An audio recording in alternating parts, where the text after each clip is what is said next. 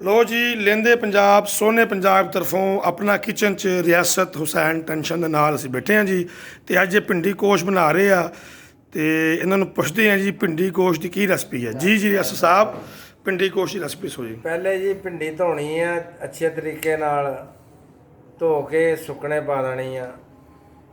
ਸੁੱਕ ਜਾਵੇ ਉਸ ਤੋਂ ਬਾਅਦ ਇਹਨੂੰ ਤਲਣਾ ਵਾ ਘਿਓ ਦੇ ਵਿੱਚ। ਇਹ ਬਰਾਊਨ ਜੀ ਕਰ ਲੈਣੀ ਆ ਤੇ ਫਿਰ ਜੇ ਗੋਸ਼ੇ 'ਚ ਪਕਾਉਣੀ ਆ ਬੱਕਰੇ ਦੇ ਗੋਸ਼ੇ 'ਚ ਵੱਡੇ ਗੋਸ਼ੇ 'ਚ ਉਹ ਲਹਿਦਾ ਮਸਾਲਾ ਬਣਾਉਣਾ ਉਹਦਾ ਗ੍ਰਾਂਡ ਸ਼ਰਾਂਡ ਕਰਕੇ ਉਹਦੇ ਵਿੱਚ ਪਾ ਦੇਣਾ ਵਾ ਤੇ ਉਹਨੂੰ ਭੁੰਨਣਾ ਵਾ ਗੋਸ਼ਤ ਨੂੰ।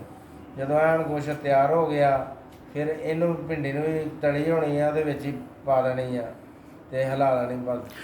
ਗੋਸ਼ਤ ਜਿਸਮ ਦੇ ਕਿਹੜੇ ਹਿੱਸੇ ਦਾ ਲਾਣਾ ਚਾਹੀਦਾ? ਪੁੱਠ ਦੇ।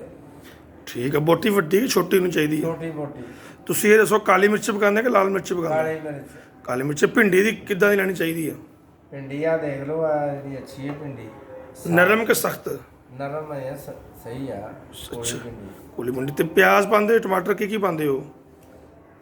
ਅਦਰਕ ਲਸਣ ਗ੍ਰਾਈਂਡ ਕਰਕੇ ਤੇ ਪਿਆਜ਼ ਉੱਦਾਂ ਹੀ ਪਾ ਦੇਣਾ ਗੋਸ਼ਤ ਦੇ ਨਾਲ ਉਹ ਗਲ ਤੇ ਟਮਾਟਰ ਵੀ ਜਿਹੜੇ ਆ ਉਂਜੀ ਸੁੱਟ ਦੇਣੇ ਆ ਵਿੱਚ ਤੇ ਫਿਰ ਭੁੱਜੀ ਲਾਉਣੀ ਆ ਗੋਸ਼ਤ ਨੂੰ। ਚਲੋ ਜਰਾ ਹੰਡੀ ਦਾ ਮਾਇਨਾ ਕਰਾਓ ਮੈਨੂੰ ਜ਼ਰਾ। ਮਸਾਲਾ ਬਣ ਜਾਂਦਾ ਵਾ। ਮੇਰੀ ਹੰਡੀ ਤੁਸੀਂ ਰੱਖੀ ਪਰ ਆਓ ਜ਼ਰਾ।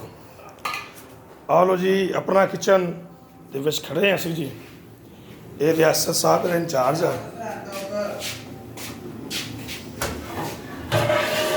आ देखो जी आप पक रहा जी मज़ेदार लजीज भिंडी गोश्त। इसके अंदर इसके बाद ये रियासत साहब क्या करेंगे मौजूद सामीन, रियासत साहब ये करेंगे भिंडी को तलेंगे। तलन तो बाद उसे गोश्त पका देंगे और एक बेहतरीन गर्मा गर्म रोटी सलाद कटिया प्याज गंढा कटिया नाल होवे ते नाल लस्सी का कुज्जा भरिया होवे ते भिंडी गोश्त का अपने स्वाद जी। माशाअल्लाह जी बेशक है जी। लो जी अपने किचन से अपना कुक रियासत टेंशन याद रखो।